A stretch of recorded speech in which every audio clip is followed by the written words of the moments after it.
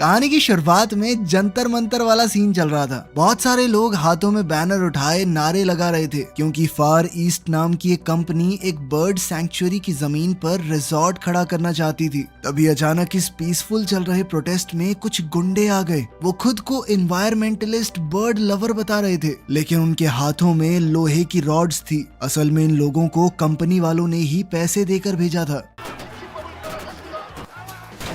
Police ने उन्हें रोकने की पूरी कोशिश की, पर वो लोग पुलिस वालों को ही जमीन पर गिराते चले गए और उनमें से एक ने तो बिल्कुल हद ही पार कर दी। उसने एक पुलिस वाले के सर को तब तक मारा जब तक वो खून से नहीं भर गया। अब इतना कुछ होगा तो सीधी सी बात है कि मीडिया में बात कुछ और ही बन गई। आम जनता का मन प्रोटेस्टर्स के खिलाफ हो गया और कंपनी अपना नैरेटिव फैलाने में कामयाब हो गई। इसके बाद हम जॉन नाम के एक सरकारी वकील को देखते हैं, जिसे शुरुआत से ही शक था कि इस पूरे बवाल के पीछे फार ईस्ट कंपनी का हाथ है। इसीलिए उसने कानूनी तरीके से कंपनी के मालिक विक्टर को मिलने के लिए बुलाया। बातचीत होते ही विक्टर साफ मुकर गया कि इससे हमारा कुछ लेना देना नहीं है। उसने तो उल्टा जॉन को धमकी दे डाली कि अपना करियर क्यों खराब कर रहा है बे, तुम्हारे इस सरकारी पुलिस वालों को चोट लगी है, पकड़ के डालो इनको अंदर। ये सुनते ही जॉन का गुस्सा फूट पड़ा। उसने गुस्से में विक्टर को 2-3 मुक्के जड़ दिए और कहा कि जा कर ले, क्या करेगा तू। पूछताछ के बाद भी कुछ हाथ नहीं लगा। इसके बाद उसने इंटेरोगेशन रूम में उस आदमी को पकड़ा जिसने पुलिस वाले का सर फोड़ा था। वो हांफते हुए कहने लगा कि सर मुझे अस्थमा है और बिना इनहेलर के उसकी सांस उखड़ जाती है। उस लड़के ने ये मानने से भी इनकार कर दिया कि इस दंगे में वो किसी के कहने पर आया था। उसने कहा कि मैं तो बर्ड लवर हूँ और यहाँ पर वो पूरी तैयारी के साथ आया था। उसने पक्षियों के बारे में पूरी जानकारी याद कर रखी थी और सवाल पूछने पर यह प्रूव भी हो गया कि वो एक सच्चा बर्ड लवर है। लेकिन जॉन जानता था कि ये रटे रटाए आंसर बोल रहा है। उसने लड़के को बालों से पकड़ा और खींचकर दीवार के पास ले गया। फिर अचानक झपट्टा मार के उसकी शर्ट खोल दी, जिसके बाद हमें दिखे उसकी बाहों में गुदे हुए टैटू देखकर साफ हो गया कि ये कोई गैंगस्टर है। पैसे मिले हैं तभी आया है यहाँ पे। ये केस अंडरवर्ल्ड और सत्ता में बैठे लोगों दोनों से जुड़ा हुआ था। इसीलिए जॉन के सीनियर प्रोसिक्यूटर पॉल ने उसे समझाया कि भाई ज्यादा मत उतर इसमें, ये केस तेरे लिए खतरनाक हो सकता है। लेकिन जॉन तो बहुत ही ज्यादा ईमानदार आदमी था। लोगों को इंसाफ दिलाने की जिद ने उसे रुकने ही नहीं दिया। लेकिन केस आगे बढ़ता उससे पहले ही वो गैंगस्टर इंटेरोगेशन रूम में दम तोड़ गया और इल्जाम सीधा जॉन के सर पर आया, क्योंकि रिकॉर्ड के हिसाब से वही उसे इंटेरोगेशन रूम में लेकर गया था। और सबसे बड़ी बात तो ये थी कि उस दिन सारे सीसीटीवी कैमरास बंद पड़ गए थे। साथ ही मरने वाले उस गैंगस्टर के एक दोस्त माइक ने बयान दे दिया कि नहीं, मेरे दोस्त को तो अस्थमा था ही नहीं,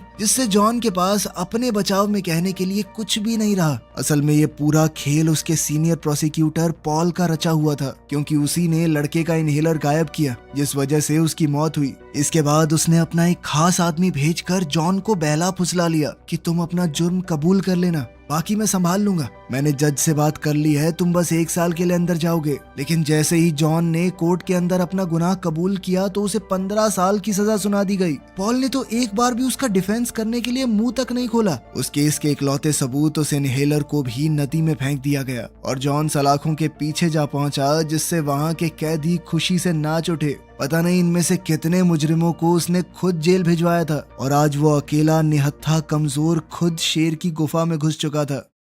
जेल में वो बिल्कुल अकेला पड़ गया, हर रोज बुरी तरह मार खाता रहा।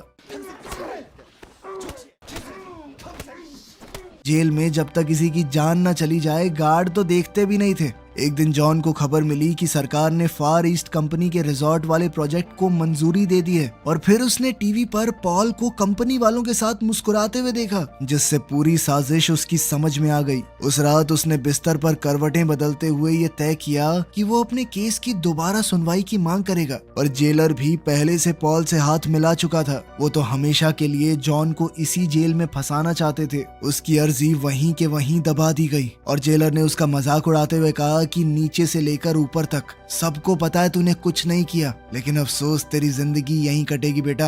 आसमान से उस वक्त बर्फ गिर रही थी और उसी बर्फ को देखते हुए जॉन ने कसम खाई कि एक दिन अपने माथे पर लगा ये दाग मैं मिटा कर रहूंगा। कुछ वक्त बाद उसे पता चला कि ये गार्ड जमीन के झगड़े में बुरी तरह उलझा हुआ है, तो जॉन ने अपनी कानूनी समझ से उसका सालों पुराना मामला सुलझा दिया। इसके बाद तो सारे गार्ड उसके लिए बढ़िया हो गए। अब तक बेचारा जॉन हर रोज जेल में पिट रहा था, लेकिन अब उसका एहसान चुकाने के लिए गार्ड ने उन सभी कैदियों की खबर ली जो अब तक जॉन को सताते थे। जल्द ही खुद जेलर को भी किसी लीगल मामले में उसकी मदद की जरूरत पड़ गई और शुक्रिया के तौर पर उसने जॉन को बहुत सारी सिगरेट दी। जॉन अच्छी तरह जानता था कि पैसे खर्च करके दोस्त बनाए जा सकते हैं और जेल में पैसा होता है सिगरेट। उसने वो सारी सिगरेट जेल के कैदियों में बांट दी। सब मजे से धुआं उड़ाते रहे और उनके मन में जॉन के लिए इज्जत और गहरी होती गई। देखते ही देखते वो इस तरह जेल में बॉस बन गया। कानून की उसे ऊपर से लेकर नीचे तक पूरी जानकारी थी। इसी वजह से वो बहुत बढ़िया एडवाइस देता था कैदियों को, जिससे उनकी सजा कम हो जाती। 5 साल यूं ही निकल गए।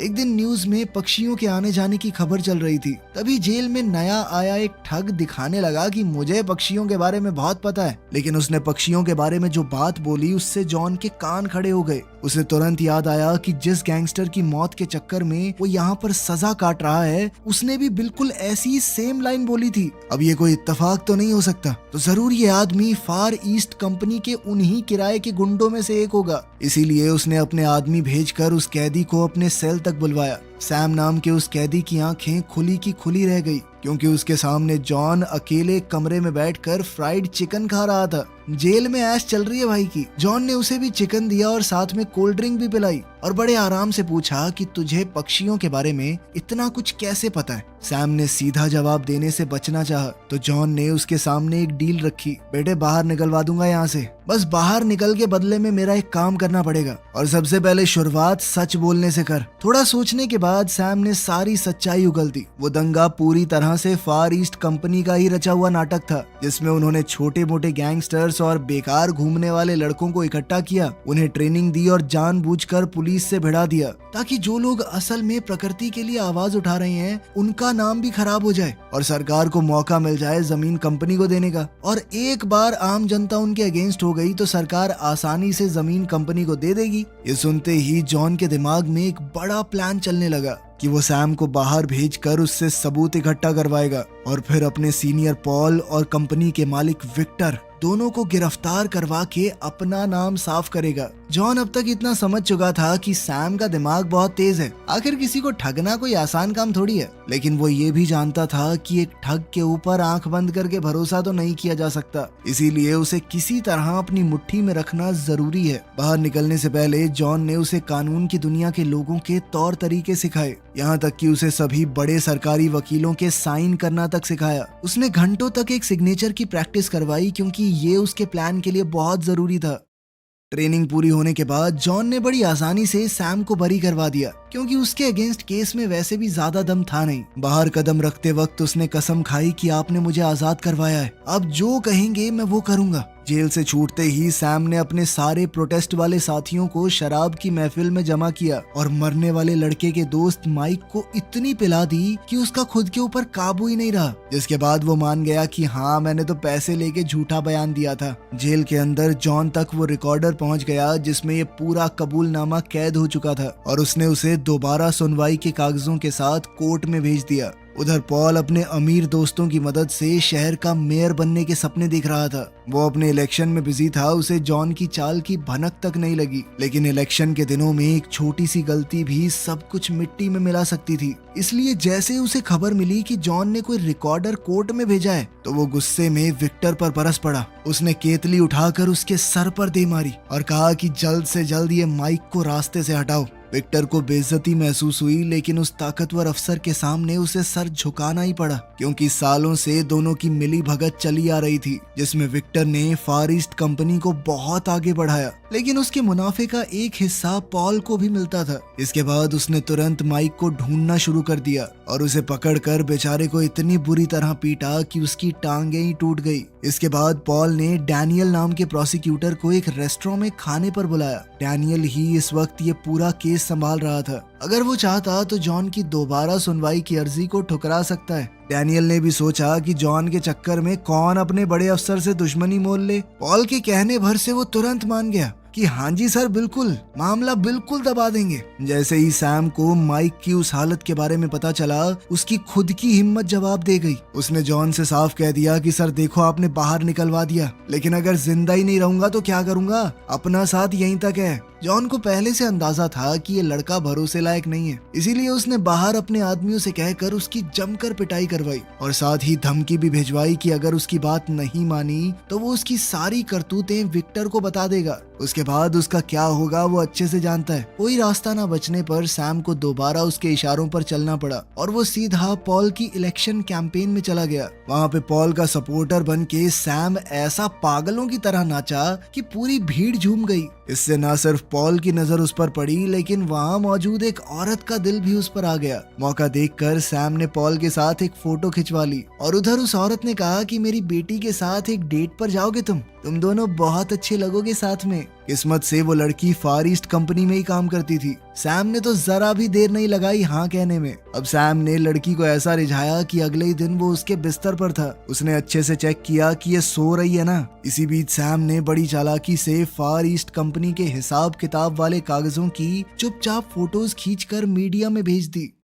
अब ये सबके सामने आ चुका था कि विक्टर हमेशा से पॉल को पैसे भेजता रहा है। ये खबर जैसे ही हाई कोर्ट के मेन जज तक पहुंची तो उसने जॉन और डैनियल दोनों को तुरंत बुला लिया और सख्ती से पूछा कि आखिर उस वक्त तुमने जुर्म कबूल क्यों किया। जॉन ने साफ बता दिया कि सर मुझे पॉल ने पागल बनाया है। उसने कहा था कि ऑलरेडी डील हो चुकी है, मैं 1 साल के अंदर अंदर जेल से बाहर भी आ जाऊंगा। खुशकिस्मती से वो जज एक ईमानदार इंसान निकला और पूरी बात समझते ही उसने दोबारा सुनवाई की मंजूरी दे दी। इधर डैनियल को भी एहसास हो गया कि ये केस तो उसकी सोच से कहीं ज्यादा उलझा हुआ है, इसीलिए वो डर गया और सोचा कि पॉल की मदद करने के चक्कर में खुद ना फंस जाऊं। खैर पॉल ने एक बार फिर से जेलर को फोन घुमा दिया और कहा कि जॉन की बढ़िया खातिरदारी करो, अंदर ज्यादा उड़ रहा है वो। नतीजा ये हुआ कि जॉन ने जो सबूत इतनी मेहनत से जोड़े थे उनमें से ज्यादातर बर्बाद कर दिए गए और साथ ही झूठे इल्जाम लगाकर उसे सॉलिटरी कन्फाइनमेंट में डाल दिया गया। वो चाहता था कि सैम से मुलाकात के वक्त अपनी अगली चाल उस तक पहुंचा दे, लेकिन जेलर पहले ही उनकी बातचीत सुनने का इंतजाम कर चुका था।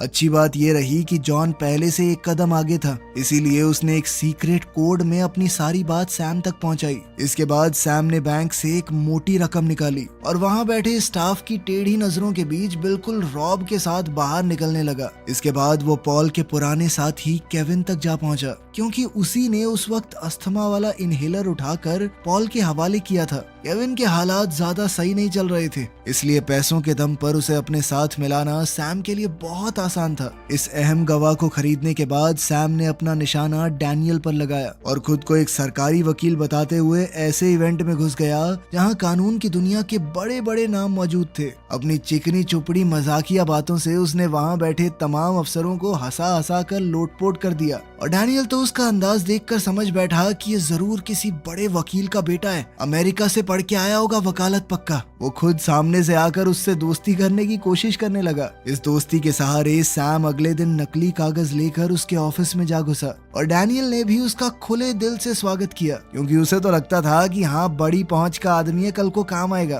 बातों बातों में ऐसे ही सैम ने बोल दिया कि पॉल की नैया डूबने वाली है, उड़ती उड़ती खबर आई है, उससे दूरी बना के रखियो। डैनियल के मन में तो पहले ही ये बात चल रही थी और सैम के मुंह से ये बात सुनने के बाद तो वो पक्का समझ गया कि अब दूर ही रहना है उससे। खैर इसके बाद उसे एक मीटिंग में जाना था, लेकिन वो सैम को अपने ऑफिस में ही बैठा छोड़ गया। सैम ने तुरंत पूरा कमरा खंगाल दिया। वहीं पर उसे पॉल के नाम की गवाही वाला समन मिल गया। इसके बाद उसने डैनियल के नकली सिग्नेचर किए, जिसकी प्रैक्टिस जॉन ने पहले ही जेल में कई बार करवाई थी। जब डैनियल कमरे में वापस लौटा तो उसके होश उड़ गए, क्योंकि उसका साइन किया हुआ एक समन पॉल को जा चुका था। अब वो समझ चुका था कि उस चालाक लड़के ने मुझे बुरी तरह फंसा दिया है। अब पॉल के खिलाफ खड़े होने के सिवा उसके पास कोई चारा नहीं था।